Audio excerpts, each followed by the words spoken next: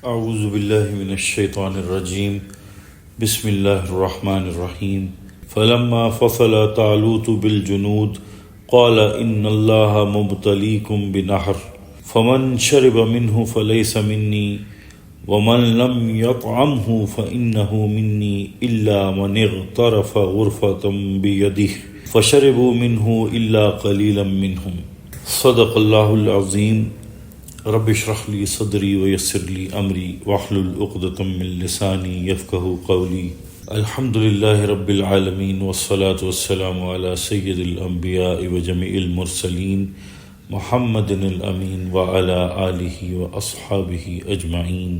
سامعین گرامی، جیسا کہ پچھلی ویڈیو میں عرض کر چکا ہوں کہ ہم ان دو رکوعوں کا مطالعہ کر رہے ہیں جو اس اعتبار سے بہت اہم ہیں کہ ان میں اس جنگ کا تذکرہ ہے جس کی حیثیت گویا تاریخ بنی اسرائیل کے غزوہ بدر کی ہے۔ اس سے پہلے یہ بات ذکر کی جا چکی ہے کہ حضرت موسیٰ علیہ السلام کے بعد بنی اسرائیل نے یوشع بن نون کی سرکردگی میں جہاد اور قتال کیا تو فلسطین فتح ہو گیا، لیکن انہوں نے ایک مستحکم حکومت قائم کرنے کی بجائے چھوٹی چھوٹی 12 حکومتیں بنا لیں اور آپس میں لڑتے بھی رہے۔ لیکن 300 برس کے بعد پھر یہ صورتحال پیدا ہوئی کہ جب ان کے اوپر دنیا تنگ ہو گئی اور آس پاس کے کافر اور مشرک قوموں نے انہیں دبا لیا اور بہت سو کو ان کے گھروں اور ان کے ملکوں سے نکال دیا، تو پھر تنگ آ کر انہوں نے اس وقت کے نبی سے کہا کہ ہمارے لیے کوئی بادشاہ یعنی سپہ سالار مقرر کر دیجئے، اب ہم اللہ کی راہ میں جنگ کریں گے۔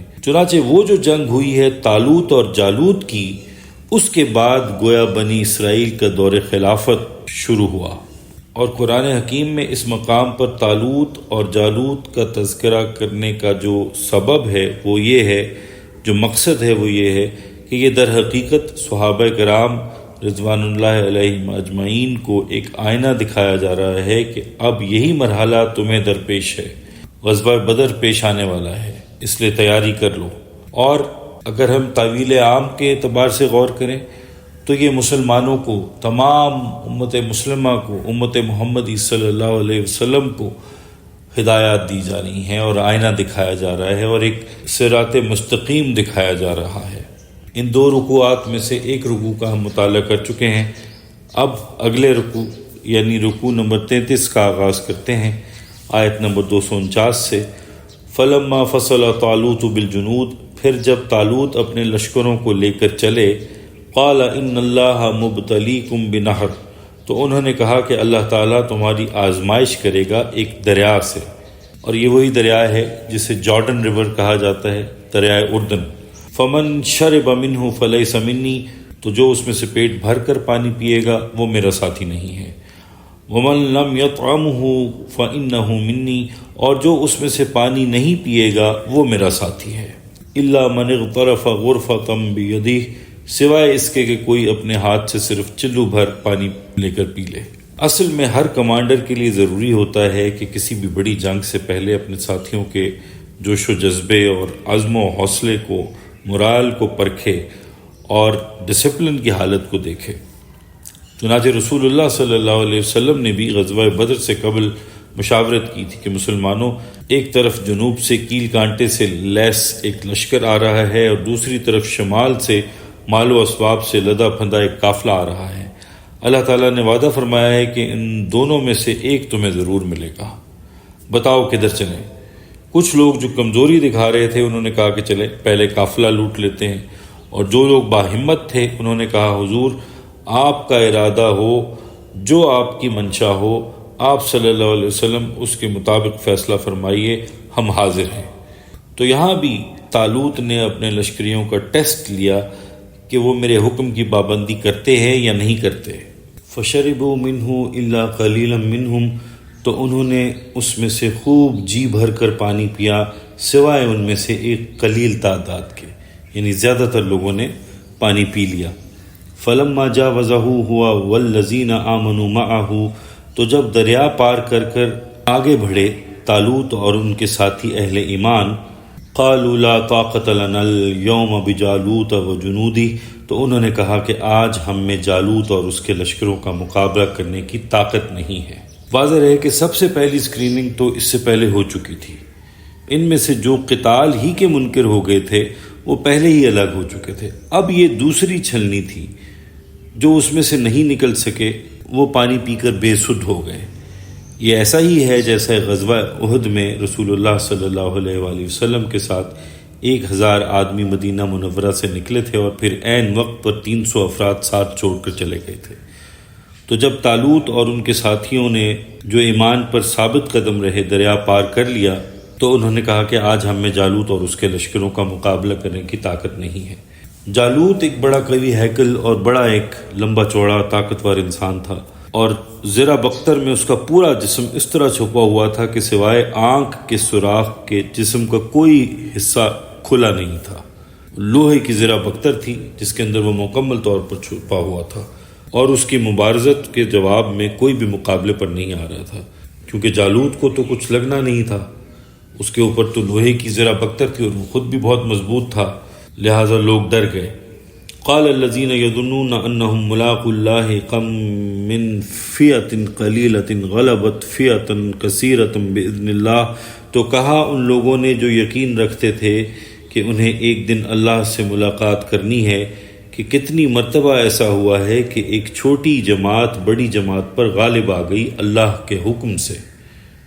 سو تم آگے بڑھو، ہمت کرو، اپنی کم ہمتی کا ثبوت نہ دو، اللہ تعالیٰ کی نصرت اور مدد سے تمہیں فتح حاصل ہو جائے گی۔ واللہ مع الصابرین، اور اللہ تو صبر کرنے والوں کے ساتھ ہے۔ آیت نمبر 250۔ ولما برزوا لجالوت وجنودہ، اور جب وہ مقابلے پر نکلے جالوت اور اس کے لشکروں کے، برزہ کے معنی ہے ظاہر ہو جانا، آمنے سامنے آ جانا۔ اب دونوں لشکر میدان جنگ میں آمنے سامنے آئے، ادھر طالوت کا لشکر ہے اور ادھر جالوت کا۔ قالوا ربنا افرغ علینا صبرا، تو انہوں نے دعا کی کہ اے ہمارے رب ہم پر صبر انڈیل دے۔ افرغ کا مفہوم ہے کسی برتن سے کسی کے اوپر پانی اس طرح گرا دینا کہ وہ برتن خالی ہو جائے۔ طالوت اور ان کے ساتھی اہل ایمان نے دشمن کے مد مقابل آنے پر دعا کی کہ اے ہمارے پروردگار ہم پر صبر کا فیضان فرما، صبر کی بارش فرما دے اور صبر ہم پر انڈیل دے۔ وثبت اقدامنا، اور میدان جنگ میں ہمارے قدموں کو جما دے۔ وانصرنا علی القوم الکافرین، اور ہماری مدد فرما ان کافروں کے مقابلے میں۔ یہ دعا گویا اہل ایمان کو تلقین کی جا رہی ہے کہ جب بدر کے موقع پر تمہارا کفار سے مقابلہ ہوگا تو تمہیں یہ دعا کرنی چاہیے، اور اسی طرح تعویل عام کے لحاظ سے، تعویل عام کی روح سے یہ تمام امت محمد صلی اللہ علیہ وسلم کو تلقین کی جا رہی ہے کہ جب دشمن سے تمہارا مقابلہ ہو، کفار سے مقابلہ ہو، تو یہ دعا کرو۔ آگے آیت نمبر 251۔ فَحَزَمُوهُمْ بِإِذْنِ اللَّهِ، تو انہوں نے مار بھگایا ان کو اللہ کے حکم سے۔ اہل ایمان نے اللہ کے اذن سے اور اللہ کی مشیت سے دشمنوں کو شکست دی۔ وَقَتَلَ داؤد جالوت، اور داؤد علیہ السلام نے جالوت کو قتل کر دیا۔ یہ داؤد وہی حضرت داؤد علیہ السلام ہیں جو جلیل القدر نبی اور بادشاہ ہوئے۔ ان کے بیٹے حضرت سلیمان علیہ السلام تھے۔ تورات سے معلوم ہوتا ہے کہ داؤد ایک کڈریے تھے اور جنگل میں اپنی بھیڑ بکریاں چرایا کرتے تھے۔ ان کے پاس ایک گوپیا ہوتا تھا غلیل نما، جس کے اندر پتھر رکھ کر وہ اس کو گھما کر مارتے تھے۔ نشانہ اتنا صحیح تھا کہ اس سے وہ اپنی بکریوں پر حملہ کرنے والے جنگلی جانوروں کے جبڑے توڑ دیا کرتے تھے۔ جب طالوت اور جالوت کے لشکر آمنے سامنے تھے تو داؤد اتفاقاً وہاں نکلے۔ انہوں نے دیکھا کہ جالوت للکار رہا ہے کہ ہے کوئی جو میرے مقابلے میں آئے، لیکن ادھر سب کے سب سہمے کھڑے ہیں، کوئی آگے نہیں بڑھ رہا۔ یہ دیکھ کر ان کو غیرت کا جوش آ گیا۔ انہوں نے طالوت سے اس کے مقابلے کی اجازت مانگی اور کہنے لگے میں تو اپنے گوپیے سے شیروں کے جبڑے توڑ دیا کرتا ہوں، بھلا اس نامختون کی کیا حیثیت ہے، میں ابھی اس کو کیفر کردار تک پہنچا دیتا ہوں۔ اب یہاں واضح رہے کہ ختنہ حضرت ابراہیم علیہ السلام کی سنت ہے، اور یہ ملت ابراہیمی میں ہمیشہ رائج رہا ہے، لیکن کفار اور مشرقین کے ہاں ختنے کا رواج نہیں تھا۔ چنانچہ نامختون سے مراد ہے جس کا ختنہ نہ ہوا ہو، اور نامختون بنی اسرائیل کے ہاں سب سے بڑی گالی تھی۔ تو داؤد نے سپہ سالار کی اجازت سے اپنا گوپیا اور چند پتھر اٹھائے اور دیو ہیکل جالوت کے سامنے جا کھڑے ہوئے۔ جالوت نے ان کا مذاق اڑایا، لیکن انہوں نے اپنے گوپیے میں ایک پتھر رکھ کر ایسے گھما کر چھوڑا کہ وہ سیدھا آنکھ کی سوراخ سے پار ہو کر اس کے بھیجے کے اندر اتر گیا اور جالوت وہیں ڈھیر ہو گیا۔ بعض روایات کے مطابق انہوں نے 3 پتھر مارے۔ اب دیکھیے اتنے بڑے آدمی کو ایک لڑکے نے مار دیا۔ یہ ہے وہ بات کہ بے سر و سامانی کے باوجود، چھوٹا لشکر ہونے کے باوجود، اللہ جب چاہتا ہے جس کو چاہتا ہے فتح یاب فرماتا ہے۔ اس کی تازہ ترین مثال آپ کو 10 مئی 2025 کے حالیہ واقعے میں نظر آئے گی کہ بھارت کے طیاروں کو پاکستان کی افواج نے کس طرح سے مار بھگایا، کس طرح سے ایک بہت بڑی سپر پاور کو ایک چھوٹے سے ملک کی چھوٹی سی فوج نے اللہ کی دی ہوئی مدد سے، اللہ کی دی ہوئی مشیت سے، اللہ کی دی ہوئی طاقت سے، اللہ کی نصرت سے کس طرح سے مار بھگایا۔ یہ ہو بہو قرآن کی آیات کی عکاسی ہے کہ اللہ کی مدد تھی تو ایک چھوٹی سی فوج، چند جہازوں نے جن کے پاس ریسورسز بھی کم ہیں، انہوں نے ایک بڑی طاقت کو مار بھگایا۔ وَآتَاهُ اللَّهُ الْمُلْكَ وَالْحِكْمَةَ وَعَلَّمَهُ مِمَّا يَشَاءُ، اور اللہ نے اسے سلطنت اور حکمت عطا کی اور جو کچھ چاہا اسے سکھا دیا۔ طالوت نے داؤد علیہ السلام سے اپنی بیٹی کا نکاح کر دیا، اس طرح وہ طالوت کے داماد ہو گئے۔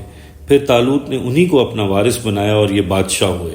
اللہ تعالیٰ نے حضرت داؤد علیہ السلام کو حکومت اور سلطنت بھی عطا فرمائی اور حکمت و نبوت سے بھی نوازا۔ ان دونوں اعتبارات سے اللہ تعالیٰ نے حضرت داؤد علیہ السلام کو سرفراز فرمایا، اور یہ سب انعامات اس واقعے کے بعد حضرت داؤد علیہ السلام پر ہوئے، اور اللہ نے انہیں سکھایا جو کچھ اللہ نے چاہا۔ وَلَوْلَا دَفْعُ اللَّهِ النَّاسِ بَعْضَهُمْ بِبَعْضٍ لَفَسَدَتِ الْأَرْضُ، اور اگر اللہ اس طریقے سے ایک گروہ کو دوسرے کے ذریعے سے دفع نہ کرتا رہتا تو زمین میں فساد پھیل جاتا۔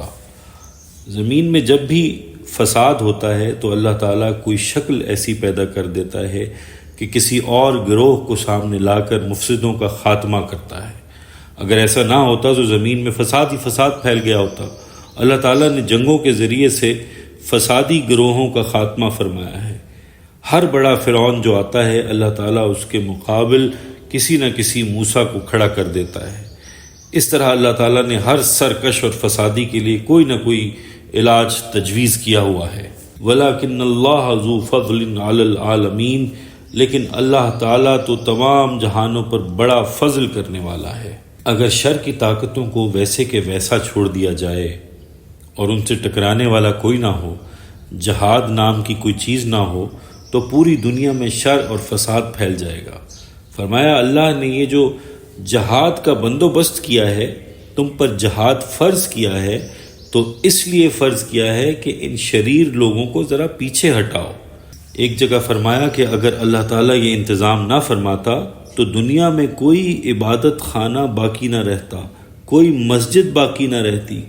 فرمایا کہ یہ نظام جہاد جو اللہ تعالیٰ نے قائم کیا ہے اور جس کا ایک منظر دکھایا کہ طالوت ایک مختصر سے لشکر کو لے کر کتنے بڑے بادشاہ کے ساتھ ٹکرا گیا اور اس سے اپنی زمینیں آزاد کروا لی، یہ ایک اللہ کا نظام ہے جس کے ذریعے سے وہ توازن قائم فرماتا ہے۔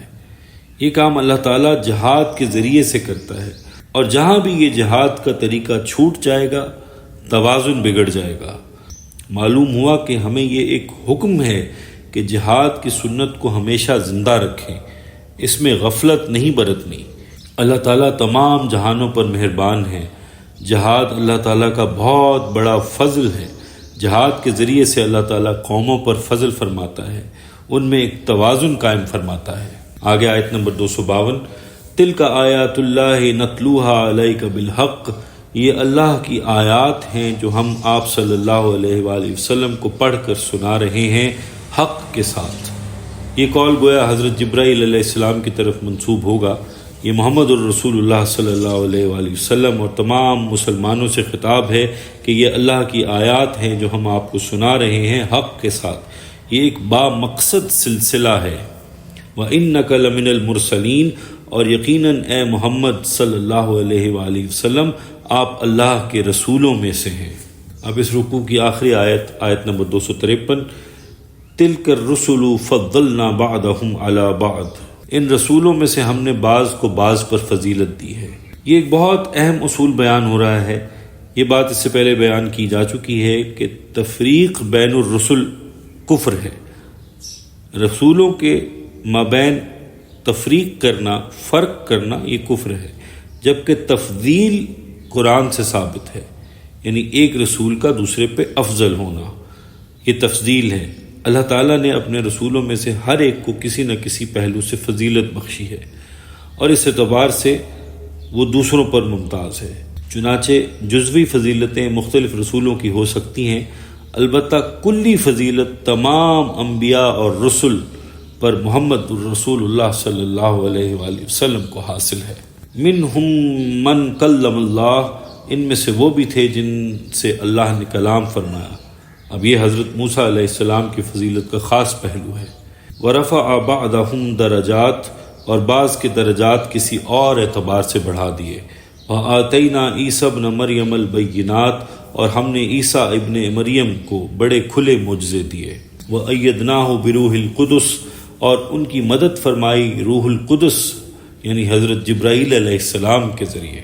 مسند احمد بن حنبل کی حدیث ہے کہ اللہ تعالیٰ نے اس دنیا میں 1,24,000 نبی بھیجے. نبی وہ ہوتا ہے جس کے پاس اللہ کی طرف سے وحی اور الہام آئے. اللہ کا فرشتہ جبرائیل علیہ السلام اللہ کا پیغام لے کر نبی کے پاس آتا ہے. اللہ نے انسان کی ہدایت کے لیے 315 رسول بھیجے. رسول وہ ہوتا ہے جس کے پاس صرف پیغام ہی نہیں بلکہ کتاب، مصحف اور شریعت بھیجی جائے. ان میں سے 25 کا ذکر قرآن مجید میں ہے. صرف 25 کا اس لیے کہ انہی 25 کو عرب جانتے تھے، انہی کے بارے میں یہودی اور عیسائی ذکر کیا کرتے تھے، لہٰذا صرف انہی کا ذکر کیا گیا. ان 25 میں سے 5 اولو العزم رسول ہیں. ایک حضرت نوح علیہ السلام، 2 حضرت ابراہیم علیہ السلام، 3 حضرت موسیٰ علیہ السلام، 4 حضرت عیسیٰ علیہ السلام، اور 5 آپ جناب حضرت محمد الرسول اللہ صلی اللہ علیہ وآلہ وسلم. یہ 5 اولو العزم رسول ہیں. ان کا درجہ سب سے بڑا ہے، اور آخر میں آپ صلی اللہ علیہ وآلہ وسلم نے فرمایا انا افضل البشر و انا افضل الرسل ولا فخر. میں دنیا کے سب انسانوں میں افضل اور سب انبیاء میں افضل ہوں، لیکن فخر نہیں کرتا. ایک جگہ فرمایا لا نفرق بین احد منہم، ہم نبیوں میں کوئی فرق نہیں کرتے، یعنی کسی نبی کی نبوت میں فرق نہیں کرتے کہ نبوت کا منصب ایک ہی ہے. سب نے ایک ہی پیغام دیا، ایک ہی دعوت دی، سب کے ذمہ ایک ہی ڈیوٹی لگائی، سب کو ایک ہی دین اسلام دیا. اس لیے کار نبوت میں، منصب نبوت میں، دین میں، پیغام میں کوئی فرق نہیں. لیکن انبیاء اور رسولوں میں الگ الگ درجات ہیں، ان کے الگ الگ مراتب ہیں. وَلَوْ شَاءَ اللَّهُ مَا اقْتَتَلَ الَّذِينَ مِن بَعْدِهِمْ، اور اگر اللہ چاہتا تو ان کے بعد آنے والے آپس میں نہ لڑتے جھگڑتے. یعنی نہ تو یہودیوں کی آپس میں جنگیں ہوتی، نہ یہودی اور نصرانیوں کی لڑائیاں ہوتی، اور نہ ہی نصرانیوں کے فرقے ایک دوسرے سے لڑتے. من بعد ما جاءتهم البینات، اس کے بعد کہ ان کے پاس واضح تعلیمات آ چکی تھیں. وَلَٰكِنِ اخْتَلَفُوا، لیکن انہوں نے اختلاف کیا. فَمِنْهُمْ مَنْ آمَنَ وَمِنْهُمْ مَنْ كَفَرَ، پھر کوئی تو ان میں سے ایمان لایا اور کوئی کفر پر اڑا رہا. وَلَوْ شَاءَ اللَّهُ مَا اقْتَتَلُوا، اور اگر اللہ چاہتا تو وہ آپس میں نہ لڑتے. یعنی اگر اللہ تعالیٰ جبراً تکوینی طور پر ان پر لازم کر دیتا تو وہ اختلاف نہ کرتے اور آپس میں جنگ و جدال سے باز رہتے. وَلَٰكِنَّ اللَّهَ يَفْعَلُ مَا يُرِيدُ، لیکن اللہ تو کرتا ہے جو وہ چاہتا ہے. اگر اللہ چاہتا تو لوگ کھلی کھلی نشانیاں آ جانے کے بعد جنگ نہ کرتے، لیکن اتنی نشانیاں آ جانے کے باوجود لوگوں میں آپس میں اختلاف ہو گیا. ان میں سے کچھ لوگ تو ایمان لے آئے اور کچھ لوگوں نے کفر اختیار کیا. اگر اللہ چاہتا تو نہ وہ آپس میں اختلاف کرتے، نہ ہی آپس میں جنگ جوئی کرتے. اللہ چاہتا تو سب کو ہی مسلمان بنا دیتا. دیکھیے، بادل جب سمندر سے اٹھتے ہیں تو ایک ہی جیسے ہوتے ہیں، ان میں کوئی فرق نہیں ہوتا، سب ہی بارش برساتے ہیں. اللہ تعالیٰ فصلیں اور پھل پھول پیدا فرماتا ہے، سب ایک جیسے ہوتے ہیں، ان میں کوئی فرق نہیں ہوتا. اگر اللہ تعالیٰ دنیا کی اور چیزوں کو ایک جیسا بنا سکتا ہے تو انسان کو بھی ایک جیسا بنا سکتا ہے۔ لیکن نعوذ باللہ ایسا نہیں ہے کہ اللہ تعالیٰ نے نبی بھیجے، مبلغ بھیجے، اللہ نے کتابیں بھی بھیجیں، اللہ نے لوگوں کو ہدایت کا راستہ بھی دکھایا اور اللہ نے کوششیں بھی کی، لیکن نعوذ باللہ اللہ ان کوششوں میں ناکام ہو گیا۔ معاذ اللہ، ایسا نہیں ہے، ایسا ہرگز نہیں ہے، بلکہ اللہ نے ہدایت تو دی، لیکن ہدایت دینے کے بعد ہر شخص کو آزاد چھوڑ دیا کہ چاہو تو اس ہدایت کو قبول کر لو اور چاہو تو اس ہدایت کو قبول نہ کرو۔ اللہ نے کسی پر جبر نہیں کیا ہے کہ کسی مسلمان کو زبردستی کافر بنا دیا یا کسی کافر کو زبردستی مسلمان بنا دیا۔ اگر ایسا ہو تو یہ بہت بڑا ظلم ہو، پھر کسی قسم کی حساب کتاب اور جنت دوزخ کی کوئی گنجائش نہ رہے، کسی آزمائش کی کوئی گنجائش نہ ہو۔ یہ سارا حساب کتاب، جنت اور دوزخ کا نظام صرف ایک بات پر کھڑا ہوا ہے، اور وہ یہ کہ اللہ نے ہمیں آزادی دی، اختیار دیا، ہمیں مجبور نہیں کیا کہ تم زبردستی نیک بن جاؤ، زبردستی اللہ والے بن جاؤ، زبردستی مجاہد بن جاؤ، تم ضرور دین کو نافذ کرنے کی جد و جہد میں لگ جاؤ۔ ایسا نہیں ہے، بلکہ موقع دیا، اور اتنا کھلا موقع دیا کہ آدمی پر لرزہ طاری ہو جاتا ہے۔ اپنے محبوب ترین بندے پر پتھراؤ کروا دیا کہ جو چاہو کر لو، کھلا موقع ہے۔ طائف کے بازار کا منظر دیکھیں تو روح کانپ اٹھتی ہے۔ یہ اس بات کی طرف اشارہ ہے کہ میاں تمہیں آزادی اور اختیار ہے، جو چاہو کر لو، بعد میں حساب کریں گے۔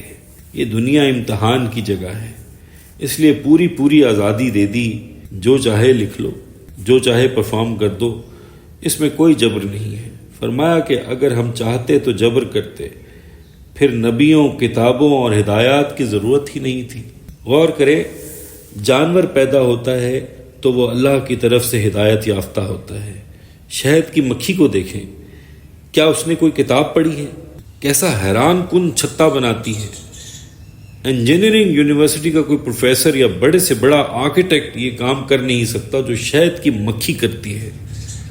آپ کبھی ذرا غور سے شہد کی مکھی کا چھتا یا کسی پرندے کا گھونسلہ دیکھیں، آدمی حیرت میں پڑ جاتا ہے کہ انجینئرنگ کا کیسا کمال ہے۔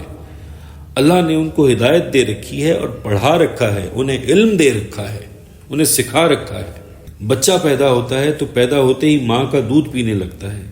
اگر وہ دودھ نہ پیے تو دنیا کی کوئی طاقت اسے دودھ پینا نہیں سکھا سکتی۔ یہ اللہ نے بغیر کسی استاد کے، بغیر کوئی کتاب پڑھائے اس کے دل میں ڈال دیا ہے۔ اللہ نے تمام جانوروں کو سکھایا ہے کہ انہیں کیا کرنا ہے۔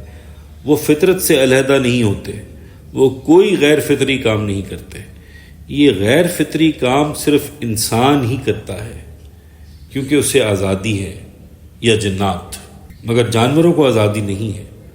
ان کا اٹھنا، بیٹھنا، سونا، جاگنا، ان کے بچے پیدا کرنا، بچوں کو پالنا، سب نظام فطرت اور اللہ کی دی ہوئی ہدایت کے مطابق ہوتا ہے۔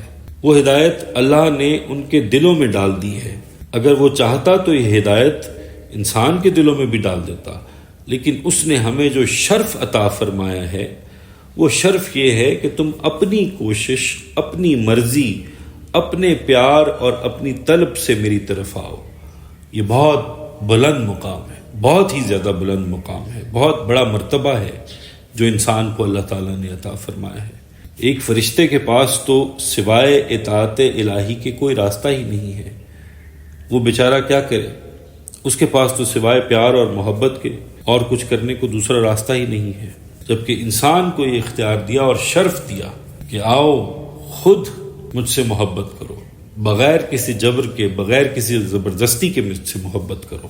فرمایا ہم نے تو تمہیں دو راستے دے دیے ہیں، چاہو تو ادھر چلے جاؤ، چاہو تو ادھر چلے جاؤ۔ اسی لیے فرمایا کہ ایسا مت کہو کہ ہمارا یعنی اللہ کا نبی ناکام ہو گیا یا ہم ناکام ہو گئے، یعنی اللہ ناکام ہو گئے، نعوذ باللہ، کہ لوگوں کو ہدایت پر نہیں لا سکے۔ معاذ اللہ، ایسی بات نہیں ہے۔ ہم اگر چاہتے تو سب کو سیدھا کر دیتے۔ جانوروں کو دیکھو ہم نے ان کو کیسے سیدھا کیا ہوا ہے۔ اللہ نے ایک نظام بنایا ہے، سب اس کے مطابق چلتے ہیں، مگر انسان کو آزادی دی ہے کہ اس کا جی چاہے تو گھاس کھا لے اور اگر جی چاہے تو گوشت کھا لے۔ یہ اللہ کی مشیت ہے کہ اس نے لوگوں کو آزاد چھوڑ دیا ہے۔ اب کچھ لوگ ایمان لے آتے ہیں اور کچھ لوگ اپنی مرضی سے انکار کر دیتے ہیں۔ اور یہاں تکمیل ہوتی ہے سورہ البقرہ کے 33ویں رکوع کی۔ اللہ تعالیٰ سے دعا ہے کہ اللہ تعالیٰ قرآن پاک کی ان آیات کے ذریعے ہمیں ہدایت عطا فرمائے، ہمیں صراط مستقیم پر قائم فرمائے، ہمارے دلوں کا تزکیہ فرمائے، ہمیں نیک صالح متقی بنائے۔ اللہ تعالیٰ ہم سب کے لیے آسانیاں پیدا فرمائے اور آسانیاں بانٹنے کی توفیق اور شرف عطا فرمائے۔ آمین یا رب العالمین۔